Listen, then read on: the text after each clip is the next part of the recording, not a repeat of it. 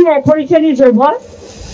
এখন যেটা হচ্ছে রেস্টোরেশন, একটা ইনফ্রাস্ট্রাকচার ব্রিজের কাজ শুরু হয়ে গেছে। জীবনের ঝুঁকি নিয়েও আমাদের ফায়ার ব্রিগেড, ফ্রেস, পুলিশ, সিভিল ডিফেন্স, এসডিআরএফ তারা সকলে মিলে কাজ করছে। ডিএমএসপি, বিডিও থেকে শুরু করে এসডিও, এডিএম সবাই কাজ করছে।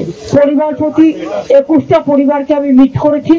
2টো পরিবার আছে যারা নেপাল এবং ভুটানের, এবং তাদের কান্ট্রিতে তারা যদি চায় তারা আইডেন্টিফাই করতে পারে, আমরা ফটো পাঠাচ্ছি।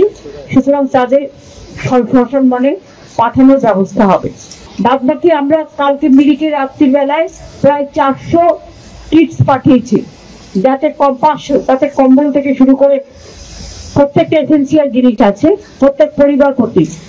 বাইরের মানুষরা যারা এসছেন তারা ফিরে যাচ্ছেন, বা যারা বেড়াতে গেছিলেন, আমি টুরিস্টদের কিন্তু ভলভো বাসে করে নিয়ে এসেছি, তারা অল আর সেফ। এবং যারা টুরিস্ট ওখানে থাকতে চান তাদেরও টেক কেয়ার করা হচ্ছে, যারা বিভিন্ন স্টেট থেকে এসছেন। কিন্তু মোটামুটি আমরা প্রায় 1000 টুরিস্টকে 45টা ভলভো বাস অ্যারেঞ্জমেন্ট করেছিলাম, এবং আমরা নর্থ বেঙ্গল স্টেট ট্রান্সপোর্ট বাসের অ্যারেঞ্জমেন্ট করে আমরা নিজেরা নিয়ে এসেছি, যাতে তাদের আসতে অসুবিধে না হয়।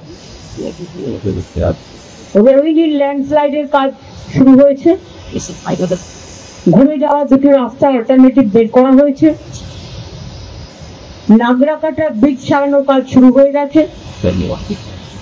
মিরিকের পাকা ব্রিজ হচ্ছে আগে থেকেই, যতক্ষণ ওটা না হবে আমরা পাইপ দিয়ে আর একটা অল্টারনেটিভ ব্রিজ 15 দিনের মধ্যে কাল আমি বলেছি করে দেবো।